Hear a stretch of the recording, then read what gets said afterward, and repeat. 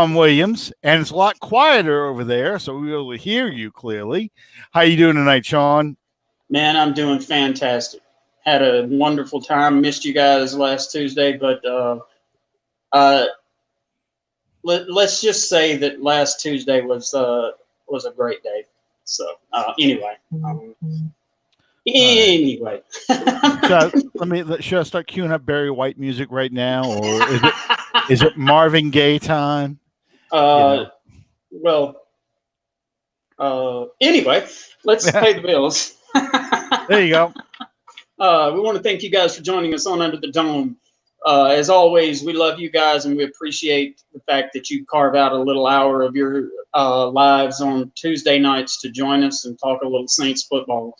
You can follow us on Facebook on the Under the Dome podcast page. You can follow us on Twitter, as you see underneath our cameras right there, our Twitter handles.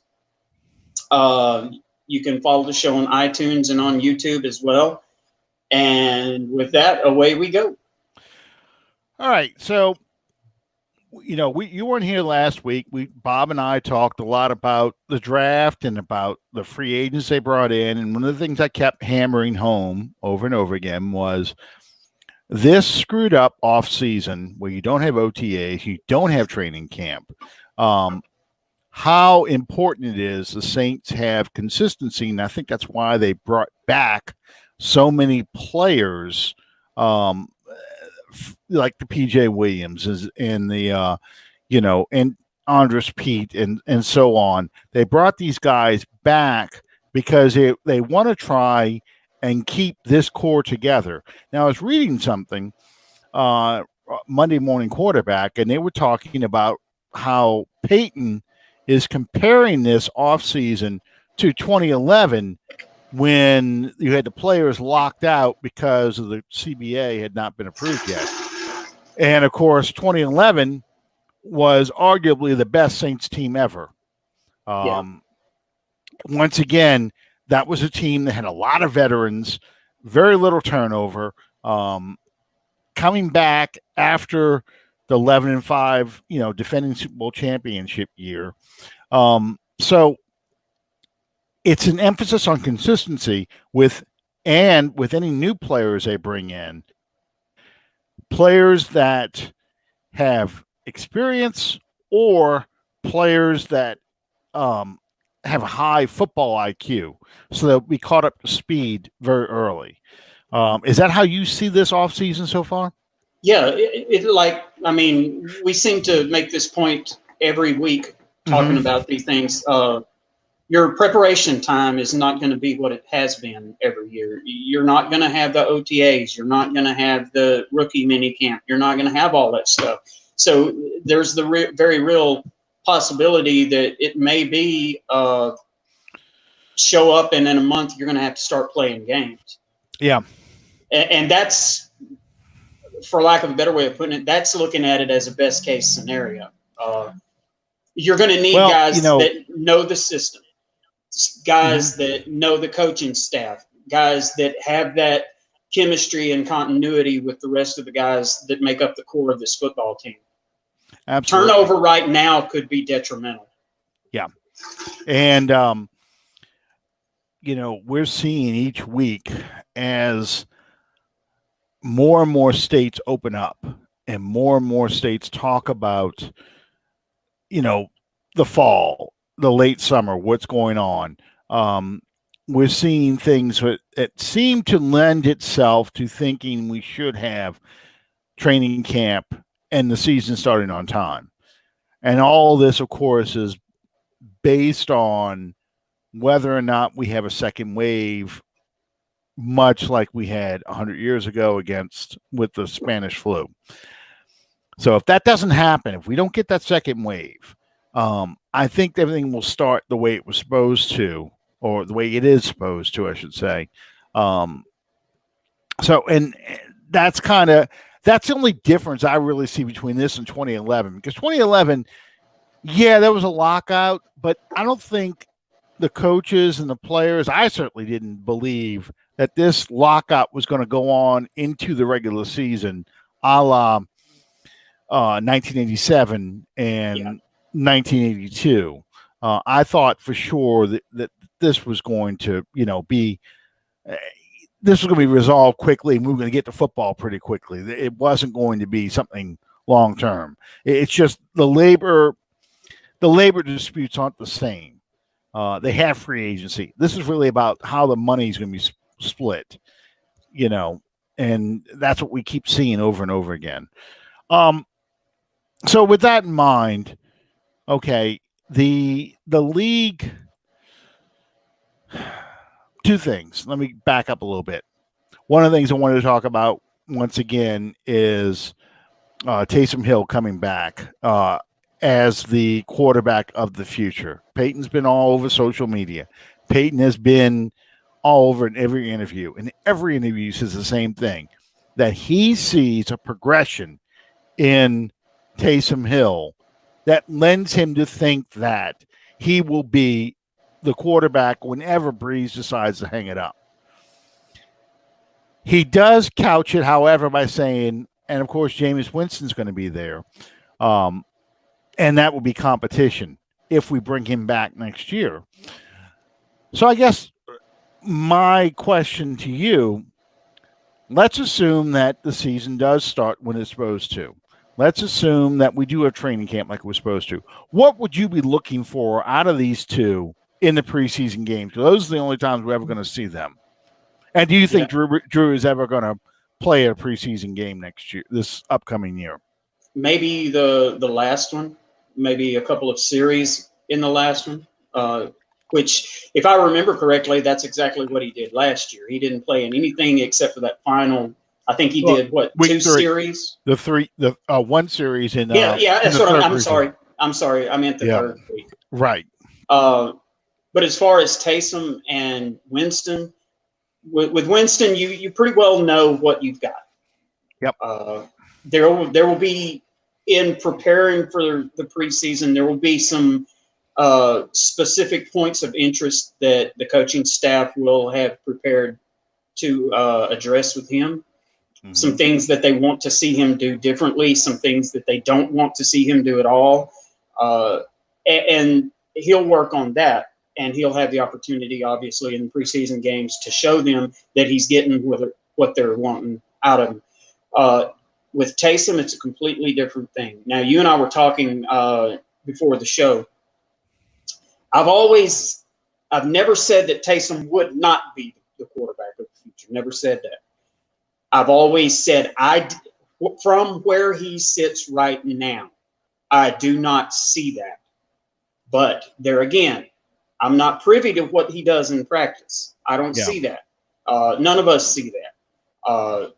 Sean Payton does. But as I said to you off camera, I have never seen a quarterback come into camp and make the progression from when he came in to the next season, to the next season, to the next season at the quarterback position the way that Taysom has.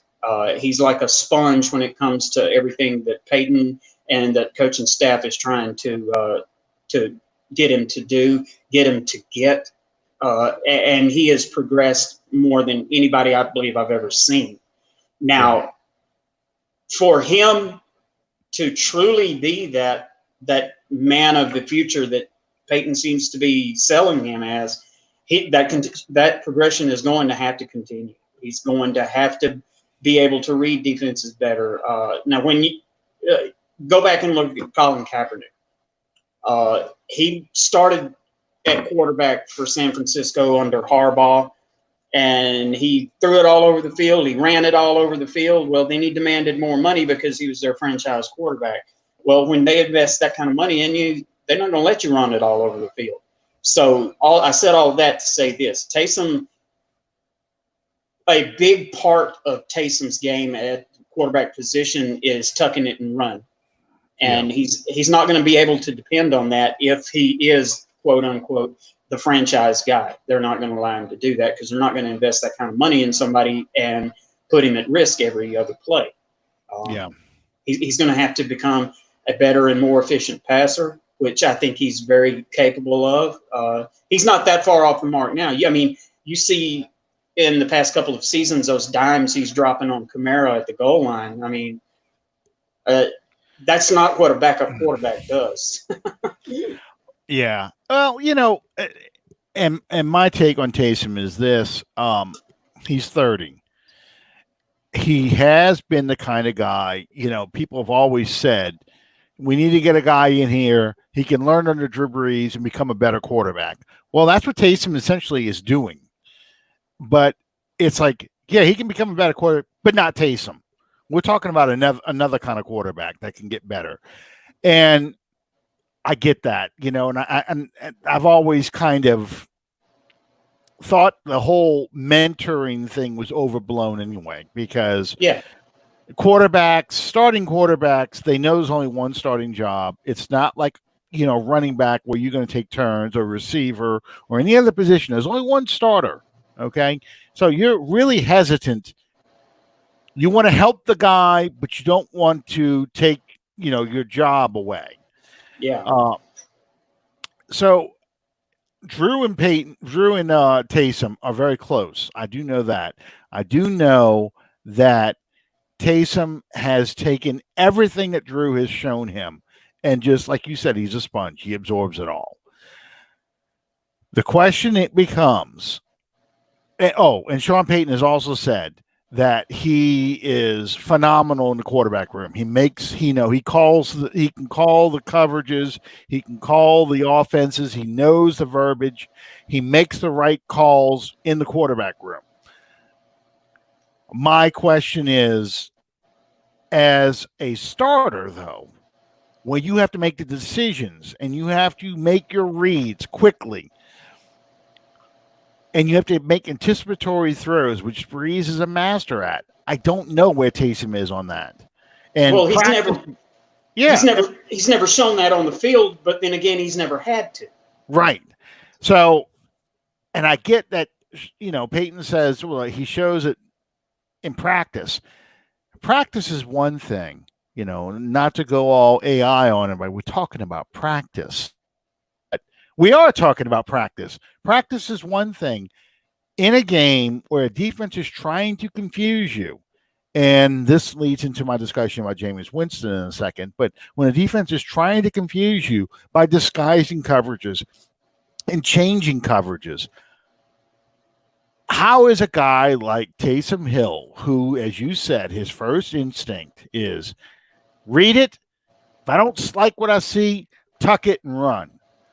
If that's your first instinct, they'll figure that out quickly, and they're going to take that away from you and make you stay in the pocket, make you read, and hopefully break the timing up. They get the sack because you're not getting rid of the ball in 2.5 seconds or 2 seconds like Drew Brees is.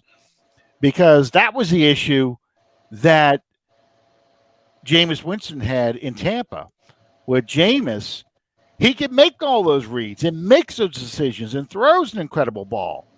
But defensive coordinators figured out, if we show him one thing, pre-snap, and when he snaps the ball, shift into something else, he's going to make mistakes because he's already committed in his head, I'm going to make this throw. That's the question I want to see out of Taysom Hill. That's the question I want to see out of Jameis Winston. How do you correct those things? And you can only correct that through experience. Yeah. And if I'm not mistaken, anytime that Taysom has been under quarterback, you only have like maybe two receivers and a safety valve. Well, that's not the offense that this team runs on a consistent basis. You're going to have to start looking at 5 receivers down the field and 2 backs out of the backfield. I'm not saying at all that he isn't capable of doing it, but there's going to be a lot of difference between sitting in a quarterback room watching a videotape and seeing it in person. Yep. Yep. And how well he learns and how well he adjusts to mistakes, that's the issue. I mean, he's 30 years old. So if it takes him a season and a half to get up to speed, are we willing to wait, till he's 32 and have a starting quarterback that's 32 to 35 years old and that's going to be our guy, our transition guy. Is that what we're going to do? I don't know.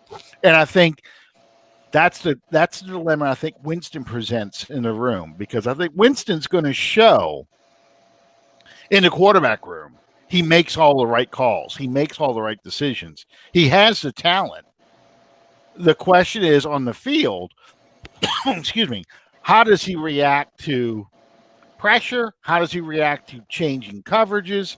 How does he get past the mistakes he's been showing for the past 5 years in Tampa? Yeah, he's definitely going to have to. He, just like I said about Taysom Hill, he's going to have to show progression. He's going to have to show that everything that they've addressed with him in bringing him in, all the shortcomings that they said, okay, dude, you got to stop doing this. You got to try to do this instead. He's going to have to show that he's getting the points of what they're trying to teach him to do. Right. And I don't think you're going to see that in a year. I think that's going to be it. I think they would have to bring him back next year and let him compete with Taysom Hill. And maybe, I don't want to say you go to a Woodstock system, like you did in Miami with David Woodley and Don Strock, but you may have a time where, if Brees retires, you may have a time where you've got more of a platoon system at quarterback, just because no one guy is giving you everything you want. And we're kind of doing that to an extent with Brees, but it's more or less Taysom is a gimmick player right now. Is Payton going to play that kind of game? I don't know. I don't know if he's going to do that with Winston and Hill post Brees. So that's the kind of stuff that goes through my mind, I guess, when they talk about these things. I think that would be directly dependent on just exactly what Winston shows them in this first season. Well, I think Winston's going to give them a feeling of confidence about him, but I don't know if it's enough for them to commit to him long term. I think it's going to be one of those things like they did with Bridgewater. We're going to try and keep you around, but we're not going to break the bank on you. We're going to give you a 1 to 2 year deal and let you compete for this job. And if you win the job outright and you show us you're a franchise quarterback and you can avoid making these stupid mistakes that you made your 5 years in Tampa, because it's beyond just the 30 interceptions his first year. I mean, in Arian's system, it's the first 4 years he had, with Kirk Cutter and not Raheem Morris, the former Bears coach, defensive coordinator. Lovie Smith. Lovie Smith. I could picture him. I just could not think of his name. I never understood why they only kept Lovie Smith for 1 season. I think that was a travesty. I think they wanted an offensive coach. I think that's what it all boils down to. And Lovie Smith is a conservative, run the ball, Tampa 2 defense, and they just didn't want to go through that. They wanted him. They've invested too much in the offense to have a conservative coach like that. They wanted a quarterback coach with Jameis Winston coming in, and that's where they were going with on that. But anyway, so that aspect is going to be interesting next offseason.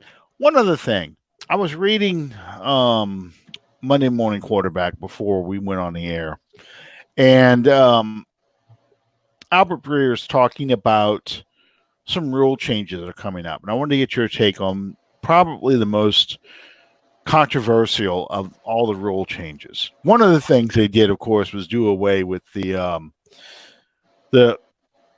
pass interference review, which I'm not surprised. The league didn't want to go. I'm surprised that they had it at the end of the season last year. Well, they were going to, that was a token bone thrown to Sean Payton and the Saints. Yeah. But the fact the only way that's ever going to work effectively and you be able to depend on it is for the referees and officials to sign off on it, and that's something that they're never going to do, because that brings into question their authority, and they're not going to be a part of that. Right. It's always a judgment call, and they took what I always call the Danny Ulrich approach. You do a job. Well, it's true. That's what we talked about a few weeks ago. You do a job so crappy that they never ask you to do it again. That's how they treated pass interference review. We're not going to reverse it. And we're going to make people so mad. I would love to know the figures on that. Did they ever overturn one? They did overturn a couple. They got Sean Payton and the Saints on one. They reversed. Remember that that Carolina game? Yeah, I do. It was. They didn't call pass interference. They went and reviewed it, and then they called pass interference, and the Panthers ended up. I don't think they ended up scoring. I think that was at the end of the game where they had an opportunity to win the game, and they reversed a call. That was. And earlier, Payton challenged one, and it was a call they should have reversed, and he didn't reverse it. So it was a double whammy. It was a double whammy in that game. So so that was the attitude about pass interference. Now, what they are doing, and again, this was my issue. The reason why they should have, if they were going to have a interference review capability, one of the things they're talking about doing is having an eye in the sky ref, a referee who sits up in the booth, much like they did replay review in the late 80s, early 90s. They're going to have one guy in there who looks at stuff, and he, just like in college football, he buzzes down to the official, hey, we're going to review this one play. You may have missed this call. So that's one thing they're talking about doing. But the controversial thing I wanted to talk to you about, last year, except for the Saints Atlanta game on Thanksgiving night, where I was losing my friggin' mind, onside kicks were the lowest amount attempted and successfully converted in, I guess, since they started doing onside kicks in the league. So one of the things that they're talking about as an adjustment to that is giving teams the opportunity for 2 times to execute a fourth and 15 play instead of kicking off. That way, you can essentially keep the ball if you convert a 4th and 15 play. Yeah. And I guess they're going to set it up about where you would probably recover an onside kick anyway. Yeah. So, there's a lot of logistics we worked around with this, but how do you feel about this? A 4th and 15 play giving you an opportunity to convert that, and that's your onside kick. I guess percentage-wise, that would be as good as anything else. I guess, the point I'm trying to make is there's probably equal percentage in recovering an onside kick as it is converting a 4th and 15, or it would be really close, I would think. I would tend to believe that if you're trying to address player safety, it would be more incumbent to eliminate the regular kickoff than it would be the onside kick. I'm not fully grasping why it is that we need to eliminate the onside kick. Well, it's a safety issue. They have determined that the onside kick is probably the least or the least safe special teams play, because you've got guys colliding into each other, looking up at a ball, trying to catch a ball at the right bounce. But at the same time, I'm thinking about ambush. I'm thinking about in Super Bowl 30, the surprise onside that Bill Cowher ran, which for a non-Saint Super Bowl, that's got to be one of my all-time, because every time Bill Cowher was out there coaching for the Steelers, he reminded me of me, because that's how I was. If you go back and watch the highlights of Super Bowl 30, and they do the surprise onside, okay, and Cowher comes out after the Steelers converted. I think it went right to Deion Figures. It hit him right in the hip because Dallas was completely unprepared for an onside kick. And they kicked it just right, bounced up, caught Deion Figures right on the hip. He recovers it. Cowher comes out there with that whole mouth spitting, let's go. Getting then you see Bam Morris put his helmet on, like, yeah, okay, coach, you just stay over there. I don't need the shower. We'll get it. Just you can't come out on the field. Get your butt back on the sidelines. But yeah, that's the thing. I like that part of football, the surprise onside kick. And I think a 4th and 15 play takes that away. I think there again, I don't see how two guys running or colliding after a 10-yard head start is more dangerous than these guys that are colliding with a 40-yard head of steam built up. I don't buy that. Well, I think their goal is to eventually get rid of the kickoff entirely. Yeah, they're going to consistent. They're going to keep moving that point of the kick up until every one of them is a touchback. That's what they want to do. Right. And it hurts if you've got a good return guy. But I think that's what they want to do. I think they want to get to the point of, okay, you know what? Every offensive series after a scoring play starts on the 25. And that would just might as well. no kickoff. That way we reduce the level of injury. It takes away the specialist, takes away the return guy. Because I can also see in the future, every punt's going to be a fair catch. They won't even have a guy back there. It's all about punting the ball. You won't have a guy back there, and the defense can pin, or the special teams can go down there and try and pin you, inside the red, inside the 20, inside the 10, whatever it is. Yeah. So I can see where this is going, and they're going to basically take the foot out of football. Yeah. They're going to make it pass ball, because that's really what it's going to be, because the only kicking you're going to be doing is field goals. And extra points. Yeah. Exactly. Now, a couple of years ago, when they moved the extra point line back, I did support that. I like that idea. Well, it turns out to have been a good thing, because now it doesn't make it quite so automatic. These kickers were kicking 85, 90, 95% of the extra points, especially because we have all, I think Mark Mosley was the last straight on kicker. Every kicker is now is a sidewinder, soccer style. So, they've just gotten better and better and better. So you're kicking from the 18, it's pretty much a slam dunk. You can get the elevation, you got everything, So and the players weren't even trying. But now that you got it a lot further, now it's about accuracy, So it's more of a challenge, and I do like it.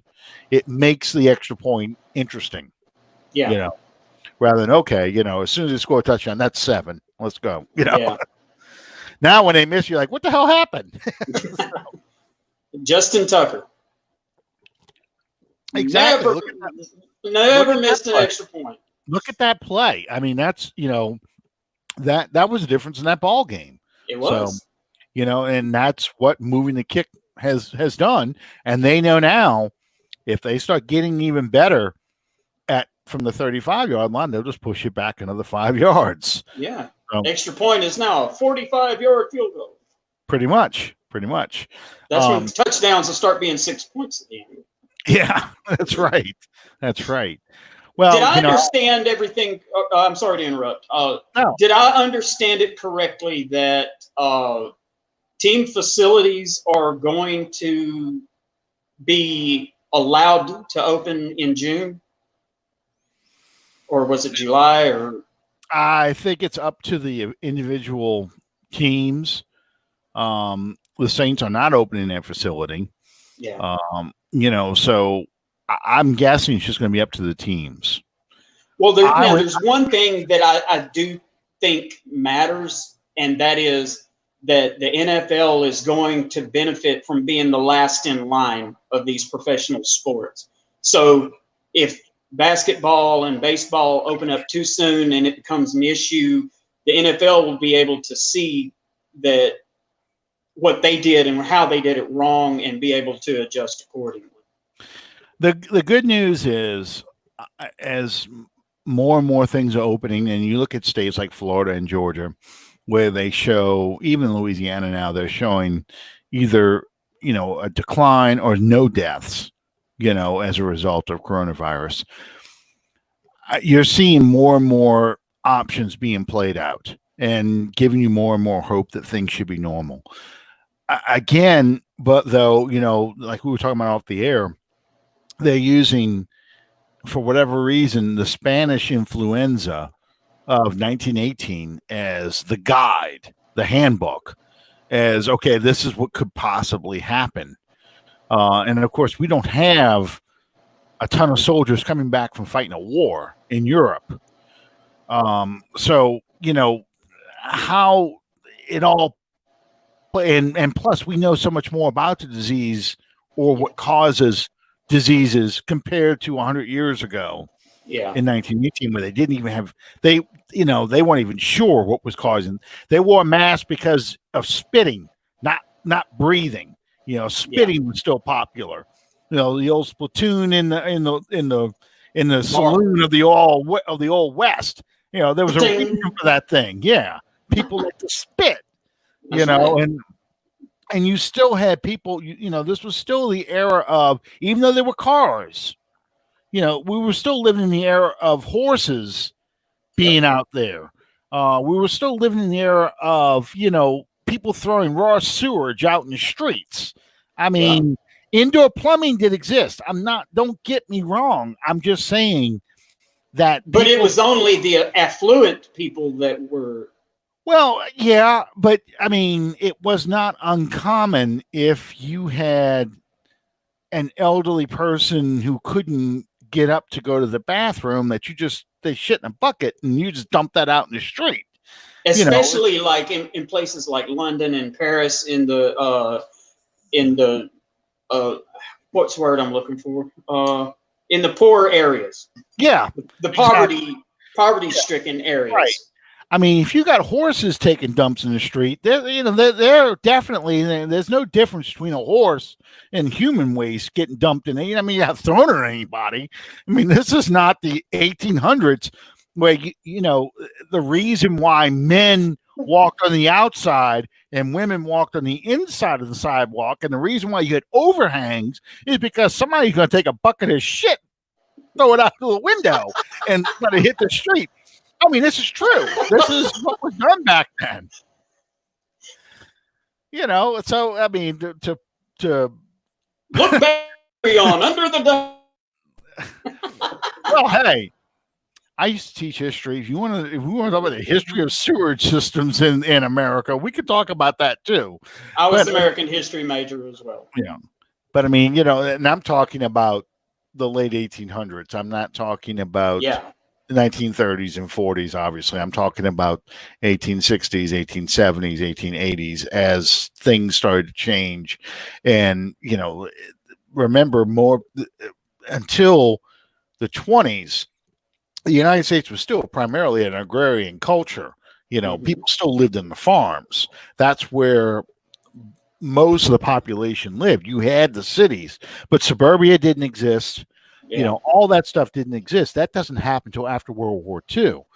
But prior to that time, people were living on the farms. That's why you read novels like Grapes of Wrath, because when you hit the Dust Bowl and the Depression and people don't have opportunities and the farming's dying, you can't sell your crops, people are taking off to go to California for new opportunities. That's the point of the novel Grapes of Wrath. And I also used to teach English too. So, I mean, I give you a little bit of everything in this show. Plus, in 1918, you have the First World War had just ended. Yes. There's millions of dead people, and for those who aren't aware, millions of dead people attract billions of flies, and you don't process graves on that level quickly. So you basically got bodies rotting in the open sun and flies picking up whatever off of them and flying all over Europe. And those are the things that are coming back to America after the war is over. Yeah, I mean, they were doing mustard gas. They were doing all kinds of awful experiments with chemical weapons, and of course, the trench warfare came into place because they were still fighting, late 1800s style of, you've seen the Patriot, right? Yeah. Okay, you know what Pickett's charge is, right? You're familiar with that from the Civil War. Battle of Gettysburg. They're still fighting that style where you march and you come out there, and the Gatling gun, the machine gun was the first thing that changed that. Because, when you're fighting with gentleman rules, you take your one shot, then it's going to take you time to reload, and you get shot next, that kind of thing. Well, you're still fighting that style, but now there's a machine gun invented. You now are in a trench to avoid the machine gun, but you're still fighting that style where you've got the line, and this is the front, and this is the line, and this is the field we're fighting over, and we're going to shoot at you until we think you're out of bullets. We crawl out of the tunnels, crawl out of the trench, the trench, and we're going to storm your position. We're going to take the field by storming your position. Pickett's charge, and they get mowed down because automatic weapons are getting into position. So now you're mowing people down. So now they after the first couple waves get shot, I'm not getting out of this tunnel. You can blow that whistle until you're blue in the face. I'm not jumping out of this tunnel, this trench to go storm that. We're going to sit here and wait. Well, World War I saw, well, both actually, World War I and World War II, when you have a military action that is so encompassing and so many people involved in it, you see the technology of war growing at a incredible pace. And World War II is the same thing. Well, and what happened to end trench warfare in World War I was the invention of the tank. Yeah. Now you got the tank coming in. The tank is going to roll over you in the trench. So you can't sit in the trench. Now you got to move. And plus you've got planes. So they're dropping bombs. And, you have dogfighting. World War II is actually the first time where technology and fighting styles actually caught up with each other. Yeah. That's why that war was fought the way it was fought until the atomic bomb was introduced, and then that changed everything. So, I mean, the conventional methods of fighting they learned their mistakes, and naval warfare and the guerrilla style of fighting in World War II was different than, of course, the trench warfare World War I, and it was only 30 years. So anyway, I know that's kind of taking us way off on a track, and I movies all day yesterday because it was Memorial Day. But that's really the point I was trying to make with that is a lot of things happened or were happening in 1918 that did not or are not going to happen in 2020 America. Yeah. So to assume that a pandemic is going to turn into like the Spanish influenza, I just don't see it. I see us in there's too many different things. So and that doesn't even make mention of the advances in medical technology. Absolutely. I mean, Australia is already talking about human testing of a vaccine. So, that's a difference between I'm not volunteering, but they got other people who are willing to volunteer. Nope. I ain't getting the shot. No. Yeah. Ain't happening. So, okay. So I guess a long roundabout way of going to all that. How do you see, I guess, teams in the NFC South competing with the Saints? Because the Saints are the team to beat, and the media, of course. Don't ask the NFL Network that. Oh, I know, because they're Tampa Bay is going to the Super Bowl, brother. Yes, yeah, they're gonna go. I guess they have to go play the defending Super Bowl champions, Cleveland Browns. I do, but I agree with you. I looking at it strictly professionally. I do think that the Saints are going to. Well, I mean, the Saints are the defending NFC South champions, and until you beat the man, to be the man, you got to beat the man. Styling and profiling.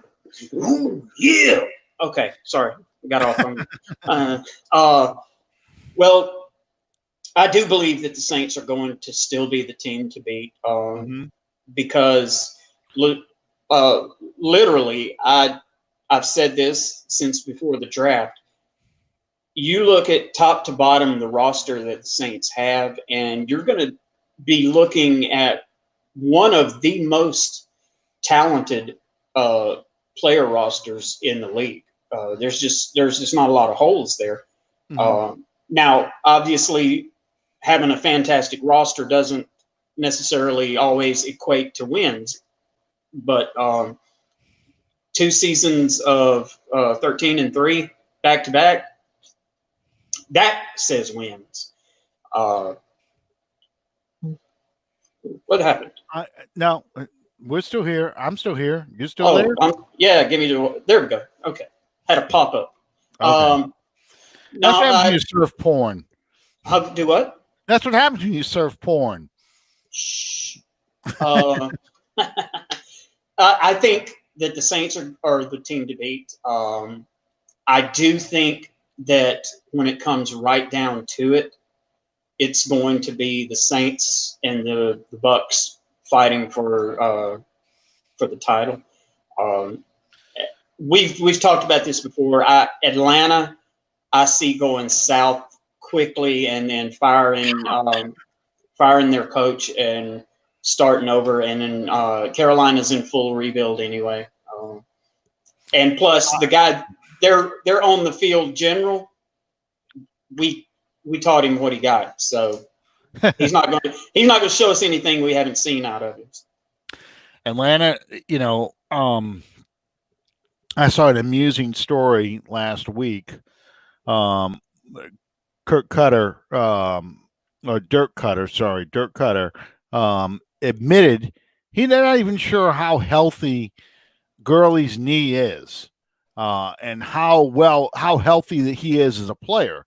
So, well, I mean, you've made that call before. Yeah, Gurley was brought in to put an ass over 18 inches. That's all that was about. Yep. Well, he came from Georgia, so much like LSU fans wanting LSU players to come play for the Saints, Atlanta fans love seeing Georgia players on their team. So, bringing Gurley home, quote unquote, that's a big thing for them. Now, excuse me 1 second. I'll be right back. Okay. Anyway, we're not open.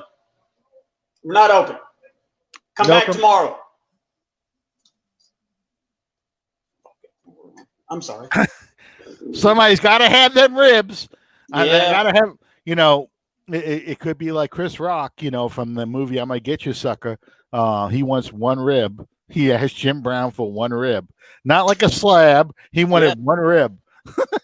I've had a guy come to the back door 3:00 in the morning, and I'm sitting there with a 9mm. Hey man, let me get one of them ribs. I'm like, dude, I could have shot you. I'm gonna have to come up and try this stuff. Yes. I'm not a barbecue aficionado, but I have a good taste for barbecue. I like to think, and as long as you're not killing, as long as I'm not eating barbecue sauce with a little meat on the side, I'm good. Yeah. Yeah. I know people that's the way they like to cook. And I've eaten barbecue at God only knows how many different places. And I don't say this because I work here. I've never tasted anything like the food that this place serves. It's if you give me ribs that the meat is just falling off the bone, I hope there's no vegetarians in our audience because they're going to die. But if the meat's just falling off the bone and it's full of seasoning and flavor, I mean, now I'm water and just thinking about that. But I mean, when I want to be able to, after I eat it, I want to be able to take my fingers and I can still smell it, and I can taste it a little bit. But I'm not tasting sauce. I'm tasting the meat and the flavor. That's my idea of great barbecue. And anyway, and I've had people like, their idea of great sauce is mixing ketchup with like the store bought like Heinz 57 or something like that, and they just dump that on the thing. I'm like, oh man, come on, yeah. We have our own sauce. Right, it's the same thing. It's like dealing with people with crawfish boils. If you're gonna brag to me about how great your crawfish boil is, it probably ain't that great. But if you can make good crawfish boil, you everyone's just gonna eat it and go, man, this is some of the best I've ever had. And you just sit back, yeah, I know what I'm doing. That's good crawfishing. So barbecue is the same way for me. Yeah. But anyway, who do you see as the Saints' chief competition? I'm going to say Tampa only because I think Atlanta is going to end up firing their coach because I think their defense just will not be good enough. I don't think the defense they don't have a pass rusher. I think their secondary stinks. I think their linebackers are undersized, and I don't think they're going to have a running game. Well, they've for the past several years, their defense has been what saved them. And those guys aren't there anymore. Well, they're trying to rebuild that defense into, and this is the issue you have with Atlanta, into a team that can do more than rush the passer. But that defense is based on the idea that offense is going to score so many points that you're going to have to pass to keep up, and we're going to be able to come after you. But you don't have any pass rushers, so how are you going to come after people? Unless they sign Everson Griffin or Jadeveon Clowney, who neither of those guys I really think are elite pass rushers, but they're better than what Atlanta's got right now. I just don't see them being able to take that step forward, to be a threat. I think offensively, as long as they can protect Matt Ryan, they're always going to be a threat. They've got wide receivers galore. I mean, Julio Jones and Calvin Ridley are two elite receivers. But if you can get after Matt Ryan and hit him and make him nervous and they can't run the football, they're in trouble. Absolutely. And I think that's where they're going to have problems. Yeah, I know that. I was trying to remember who they signed. They signed Dante Fowler, and I think he is better than what they had with what the hell was his name? Vic Beasley.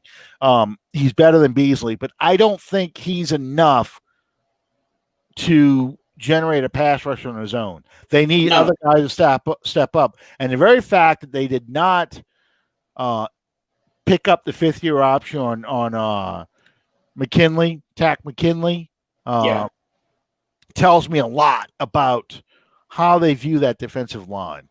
Babineau is pretty good, but they just don't have any pass rushers, and I just don't see them. People are going to do to them the same thing that they used to do to the Saints when all we had was Cam Jordan. They're just going to isolate him on one side and scheme around that. And you're going to run at him. You're going to run at that undersized defense and just keep hitting and hitting Deion Jones with the big fullback or a big back coming at him to wear him down so he doesn't want to get hit anymore.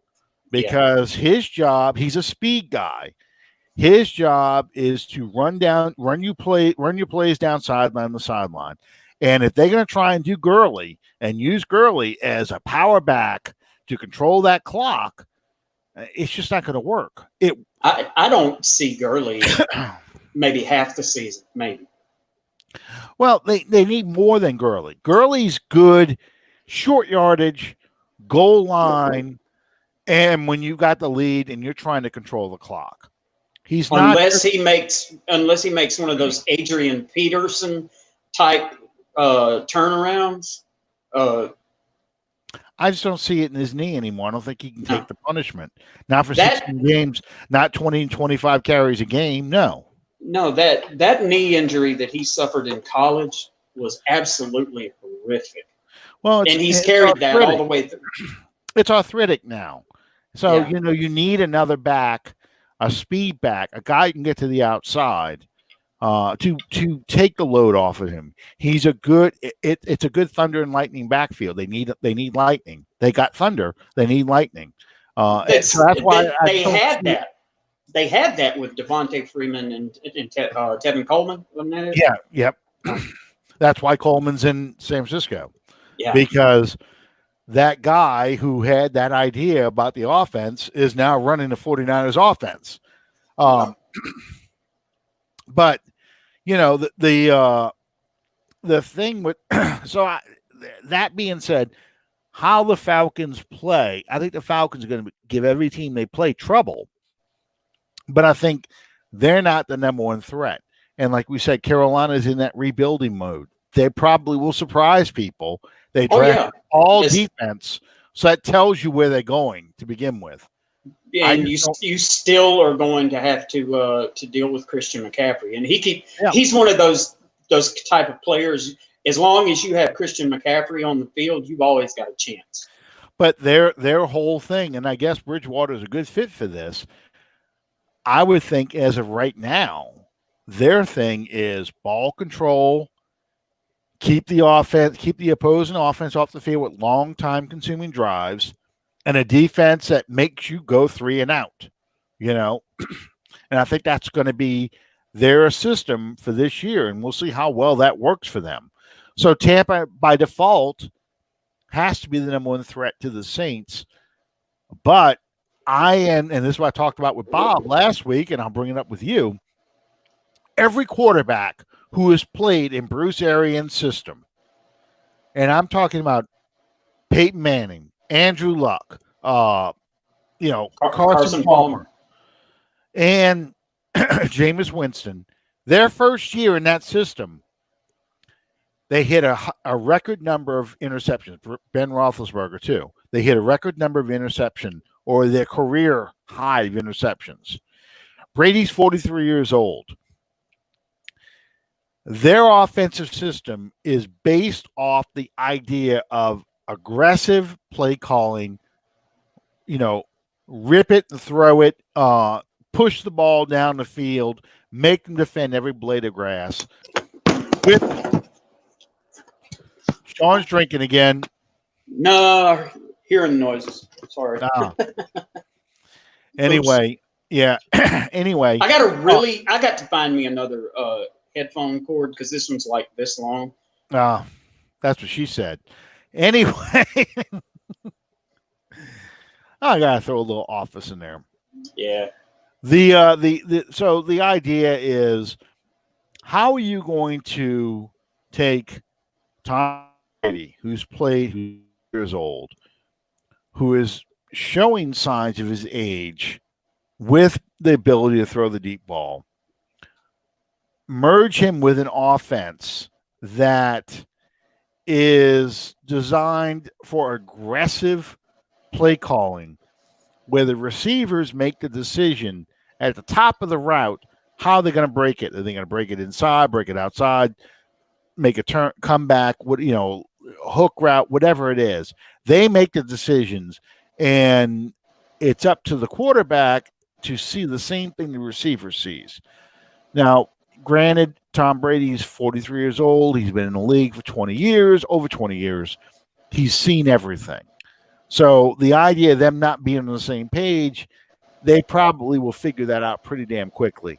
Yeah. But if he's asked by play call design to push that ball down the field and that ball isn't coming out or doesn't have the air under it, or he has trouble getting it down the field, I think that's where the interceptions come. And I think that's the opportunities to beat Brady. In addition, he's not very mobile. So if you're dealing with a non-mobile quarterback, a poor offensive line who can't push the ball down the field, do you just send guys in after Brady? You know, what happens with them?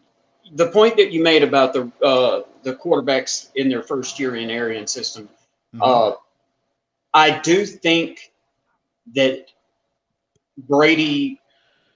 Let me see, how do I word this? I don't think that Brady is going to. I guess just take the example of last year with Winston. I don't think that Brady will be one of those guys that throws an exorbitant amount of interceptions just because he's Tom Brady. I don't think that he's going to have nearly the trouble that those guys, all those other ones, had because he's more experienced. And he's a much better quarterback than any of those guys that we mentioned. I do believe that his supporting cast. Now, I'm not talking about your Mike Evans. I'm not talking about what's his name, number 12, used to be number 12, Godwin. I'm not talking about those guys, but your pulling guards, your right tackles, your center. I don't have the confidence in those guys now, and I could be completely off base by saying that. The defense, I'm not so sure what they've got there. I'll have to do some digging and find that out. Or better yet, we need to get Big Gene on here and discuss our chief competition. Yeah. Well, I mean, the thing with Brady is if Arians is calling plays where Brady has to throw the 20-yard out and, on a consistent basis, here's the thing. And this goes back to this type of system that Belichick ran. Brady needs that safety valve player, and I don't know where that player is. I cannot see Chris Godwin running the Wes Welker patterns that Brady likes so much. And another thing I think worth noting is Brady's 43. Yeah. Okay, you got a 43-year-old guy that has run roughshod over everyone in his division for 20 years now. The defense that you're going to be facing in the NFC South knows you're coming. This ain't going to be an AFC East team that you've skull drugged for the duration of your career. These guys face Drew Brees, Matt Ryan, Cam Newton. These guys face some pretty stiff competition. They're going to be ready for you. You better be on top of your game. Yeah, he is 42 right now. He turns.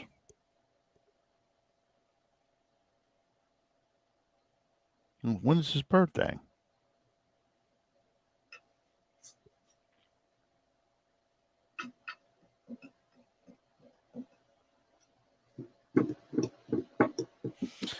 I can't believe they don't have his birthday listed. Okay, August 3rd, 77. So he turns 43. I thought so. He turns 43 during preseason. Okay. So I knew I wasn't off on that. I knew he was 2 years older than Brees. I just couldn't imagine he had just turned 42. He turns 43 August 3rd. So anyway. Now don't take that. I'm not at all saying that Brady is going to be a slouch or that Brady is not going to be Brady. No.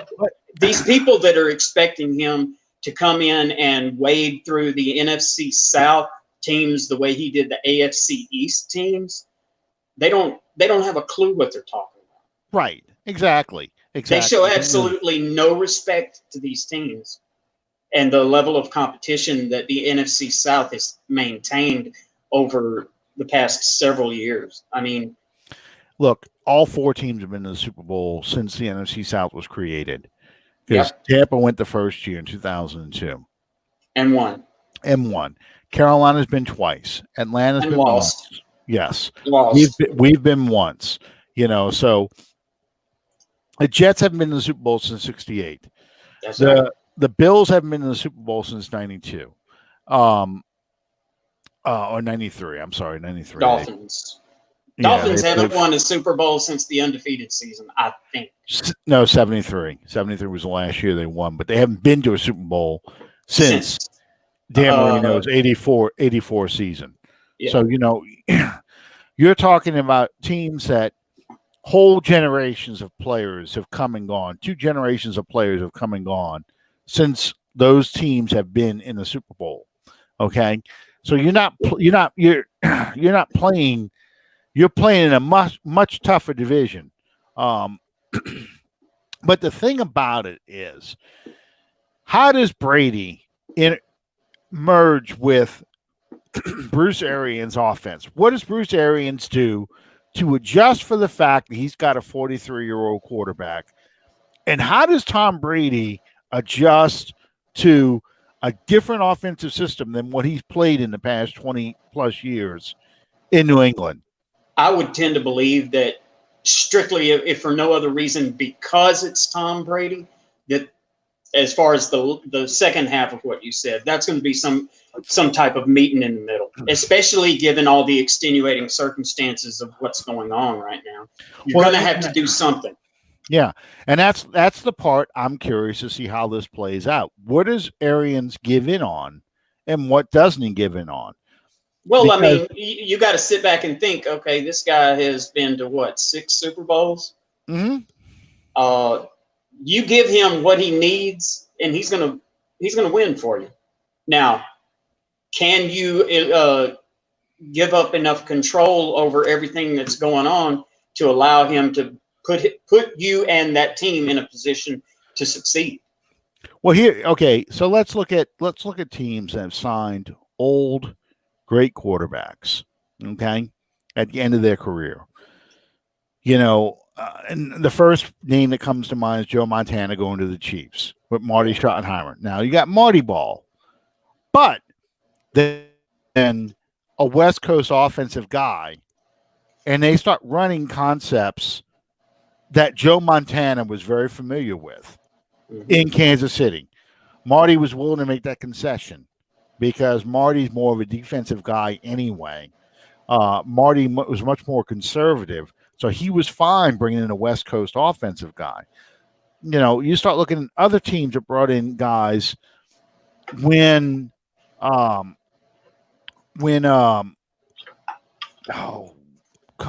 Warner. That's who I was thinking of. Kurt Warner goes from the Rams to the Giants. He disappears, and he actually replaces him as a starter. He gets to Arizona and revitalizes his career. Yeah.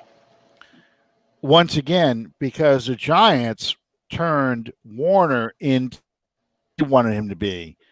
And when he gets to Arizona, Warner is allowed to be more of the kind of quarterback he was with the Rams. It wasn't still the greatest show on turf, but the head coach, whose name escapes me right now, was a former tight end for the Atlanta Falcons years and years ago. I can picture him as clear as day anyway. He had a much more open passing offensive concept because he had Larry Fitzgerald, but a much more open passing offensive concept in Arizona than the Giants had over there when Warner was playing for the Giants. So that's what I'm curious to see. How much does Arians is an offensive coach? So this is going to be really hard for him to make a shift in philosophy because he's calling the plays, and it's his offense. How do you make those adjustments for Tom Brady to avoid having the Kurt Warner in, New York situation? Yeah. How are you gonna sit there and say, no, Tom, we're gonna do it my way?